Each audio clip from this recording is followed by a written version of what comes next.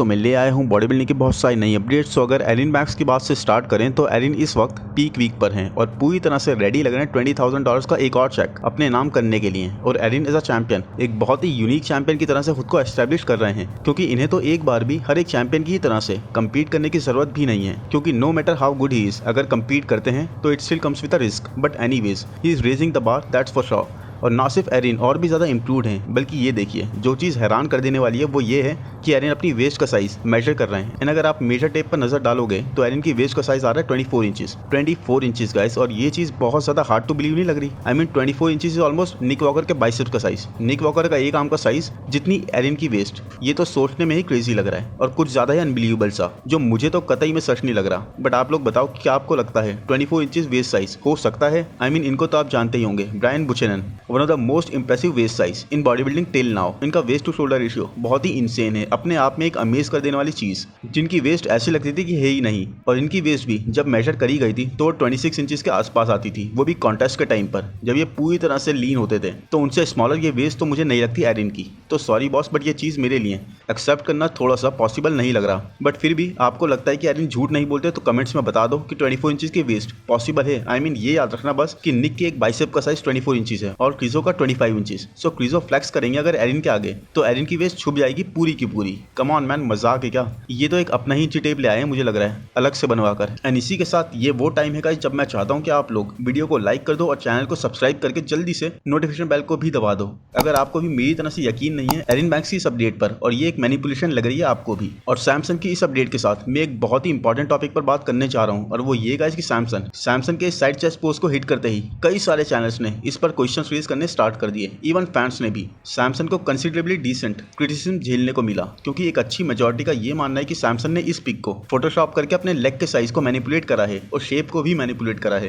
क्योंकि as per people अगर आप जूम करोगे तो यहाँ पर लोगों को थोड़ा सा रेलिंग वगैरह अलग ही वे में बैंड लग रही है। एंड ट्रस्ट में ये काफी लोगों ने पॉइंट आउट करा है। एंड ऑनेस्टली मैं तो काफी देर तक इस रेलिंग को देखता रहा और फिर मैंने रियलाइज करा what a waste of time, क्योंकि मुझे तो ऐसा कुछ और तरीके से वॉप वगैरह जो करते हैं फोटोशॉप में टू पुल शेप्स, ऐसा बिल्कुल भी नहीं लगा। और मुझे अच्छी खासी फोटोशॉप आती है, तो I don't know what people are talking about. शायद सैमसंग का ये साइड लेग इतना स्ट्रांग है, इतना अनरियल सा है कि लोगों को यकीन नहीं आया होगा कि it can be real too. और साइड में बैठकर सैमसंग जब ये लोगों का क्रिटिसिज्म पढ़ रहे होंगे, देख रहे होंगे दूसरे चैनल्स को ये चीज कवर करते हुए, तो हंस रहे होंगे और खुश हो रहे होंगे। ही विल बी लाइक, देख रहे हो माइलोस, लोग मेरे जेन्युइन पिक्स को भी फोटोशॉप बोल रहे हैं। कितना इंप्रेसिव हो रहा हूं मैं कि अब तो लोगों को यकीन ही नहीं आ रहा कि ये रियल प्रपोर्शंस हैं। तो क्या कहते हो, इस मंथ की कोचिंग की फीस माफ? वेल एनीवेज, फोटोशॉप तो नहीं है गाइस, बट मेरे एक्सपर्टीज और आप लोग भी अग्री करोगे कि ये पिक फिल्टर्ड तो है। और ये थोड़ी सी जो लोगों को इल्यूजन सी लग रही है इसके फोटोशॉप होने की, वो इसीलिए गाइस क्योंकि नंबर 1 ये फिल्टर्ड है एंड नंबर 2 इसे मिरर में लिया गया है। एंड आप नहीं देखते कैसे जब हम सलून जाते हैं तो नाई के वहां पर हमारे फेस का एस्थेटिक्स भी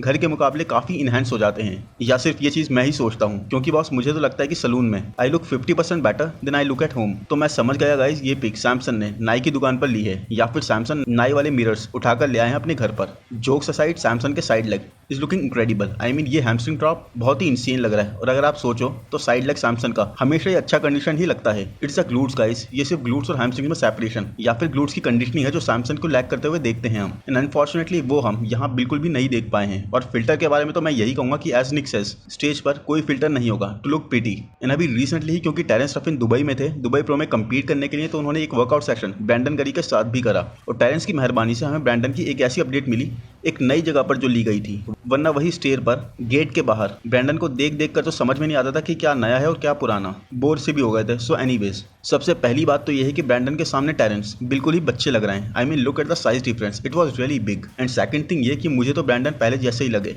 एंड कंडीशन वाइज भी काफी डाउन लगे compare to the competitors. Samsung, Nick, Derek बहुत ही ज्यादा इंप्रूव करते जा रहे हैं। मतलब या तो आप इनका एब्डोमिनल देख लो, या फिर ओवरऑल कंडीशन, या फिर साइड पोजीशन हिट करते हुए इनके ग्लूट्स का portion, there is no visible separation या शार्पनेस। तो इट इज ऑलमोस्ट सर्टेन कि ब्रैंडन इस बार भी प्लेसिंग में ऊपर की तरफ तो नहीं जाने वाले, बल्कि नीचे की तरफ मूव करने के चांसेस बहुत ज्यादा लग रहे हैं। आई मीन इनके लेग्स जो हम इंप्रूव देखना चाहते हैं और जजेस भी वो थोड़े से भी इंप्रूव नहीं लगेगा। देखो यहाँ पर कैसे डाउन साइज लग रहे हैं अपर बॉडी के कंपैरेटिवली, डिफरेंस काफी ज्यादा है। और सर्टेनली ये अप नहीं हुए हैं, बहुत ही ज्यादा कम लग रहे हैं। And it is safe to say कि Brandon unfortunately I think has hit the prime, अपनी पीक हिट कर चुके हैं। कंपटीशन कॉन्स्टेंटली बहुत स्पीड से इंप्रूव कर रहा है बीइंग दैट न्यू, जबकि ब्रैंडन ऑलरेडी पीक्ड, तो अब उस तरह से इंप्रूवमेंट्स हो ही नहीं सकती। एंड दस गाइज आई थिंक अब एक राइट डिसीजन ब्रैंडन के लिए भी यही होगा टू हैंग हिज बूट्स। तो एनीवेज, सिर्फ क्रिस ही नहीं बल्कि ब्रियॉन एस्ली, ब्रियॉन भी एक ऐसा एथलीट है जो कभी भी अपना रिटायरमेंट अनाउंस कर सकते हैं। इस पूरे साल एक तरह से ब्रियॉन ने वेट करा 212 के इनवाइट का, और क्योंकि वो नहीं आया और ब्रियॉन को डिसाइड तो करना ही था and it was a very hard thing for him to decide, so Breon ने डिसाइड करा क्लासिक में ही रहने का। But Breon I don't know इस बार भी इवन जब ये प्रेप कर रहे थे 212 के लिए, प्रेप से मेरा मतलब यहाँ पर ऑफ सीजन के पीरियड से है, उस पीरियड में भी ब्रियॉन ने बहुत स्पीड से अपर बॉडी में तो साइज गेन कर लिया, बट इनकी लोअर बॉडी स्टिल गाइस उस स्पीड से कैचअप करते हुए नहीं दिखी। तो I don't no, but more and more इस चीज का एक एज से लेना देना तो है ही, और it also makes a difference कि आप कितना ज्यादा अपनी पीक के नियर हो, क्योंकि कितना ज्यादा पुश कर चुके हो अपनी फिजिक को। So I think guys Breon has reached his peak, और अब जो भी इंप्रूवमेंट्स होंगी वो बहुत ही माइनर होंगी। ये चीज इस फैक्ट से कुछ भी कम नहीं करेगी कि ब्रियॉन एक 2 टाइम्स क्लासिक डिवीजन चैंपियन है। बट अब आकर आज के कॉम्पिटिशन को देखकर क्लासिक डिवीजन में इवन इस बड़े हुए वेट कैप के साथ, इवन जब ब्रियॉन बिगर होंगे, unfortunately I don't see him placing higher. मतलब एक काफी टाइम से जैसा बोला जा रहा था ना कि वेट कैप की वजह से ब्रियॉन लेग्स को ब्रिंग अप नहीं कर पा रहे, वो चीज इस साल प्रूव हो गई है कि गलत थी। वो चीज काफी क्लासिक एथलीट्स के केस में तो सही प्रूव होती है, बट ब्रियॉन के केस में I think it's more like Breon अब उतने क्लासिक लगते ही नहीं है जितने की इंसेन शेप्स और लाइंस वाले नए क्लासिक एथलीट्स लग रहे हैं। तो आई थिंक ब्रियॉन का एक टॉप पर ना प्लेस होना उनके मसल मास से उतना रिलेटेड नहीं है जितना कि उनके उतने ज्यादा ना क्लासिक दिखने से है। His frame just does not look as classic now,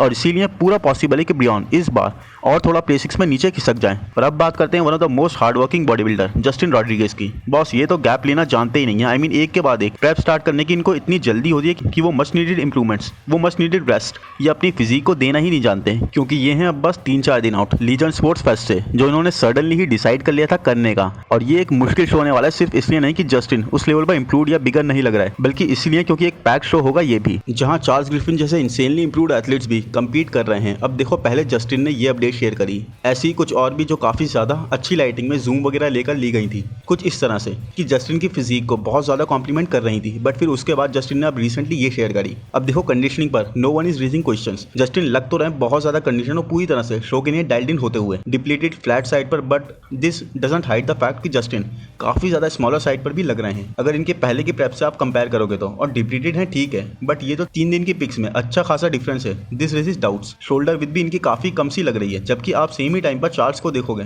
तो वो तो बॉस इंसेन मसल हार्डनेस और ग्रेनीनेस कैरी करते हुए दिख जाएंगे। Charles has come a long way. वही है गाइस, ये सारे टेन्योर्ड बॉडी बिल्डर्स ट्रेन और पुश इतने टाइम से करते आ रहे हैं अपनी फिजिक को कि अब इसको दोबारा से प्लेटो से बाहर लाने के लिए they need a really significant rest. और ये चीज बिग रैमी ने भी समझी और विलियम बॉनेक ने भी। तो यही चीज आई थिंक सबको समझनी होगी। जैसे आपको समझना होगा कि वीडियो को लाइक करना बिना किसी रेस्ट डे के बहुत ज्यादा जरूरी है, और सब्सक्राइब तो बॉस ट्राई करो मिलकर के इस वीक के खत्म होने तक हम 15,000 का मार्क टच कर जाएं। और जैसा कि आपको अभी बताया, सीजन का last pro show, I mean last qualifier pro show है लीजेंड स्पोर्ट्स फेस्ट, और इस शो में कंपीट करने वालों में एक बहुत ही इंटरेस्टिंग नाम जुड़ गया है, और वो है जॉन जूविट का। अब देखो, किसी को बेकार का तो मैं हाइप करने से रहा, तो मैं ये नहीं बोलूंगा कि जॉन जूविट जीत जाएंगे या जीतने वाले हैं, क्वालिफाई कर जाएंगे वगैरह वगैरह, बट यस टॉप 3 के तो एक स्ट्रॉन्ग कंटेंडर जरूर लग रहे हैं जॉन जूविट। जैसी इनकी कंडीशनिंग लग रही है, इनके प्रपोर्शंस लग रहे हैं, और एक बहुत ही फ्रेशनेस वाला जो एस्पेक्ट आ रहा है इनकी फिजिक में, बिल्कुल भी टायर्ड सी नहीं लग रही इनकी फिजिक, और ये एक बहुत प्लस पॉइंट है। He is really good. ये पूरी तरह से पील्ड है, और इस पॉइंट पर तो ऐसा बिल्कुल भी नहीं लगता गाइस कि कहीं भी इनका फैट बचा है टू शेड आउट, बल्कि he is ready. And you know, शायद मैंने पहले भी बताया था कि एक 212 के बॉडी बिल्डर हैं जो अच्छी हाइट होने की वजह से काफी रेस्ट्रिक्ट हो गए थे 212 में वेट कैप में,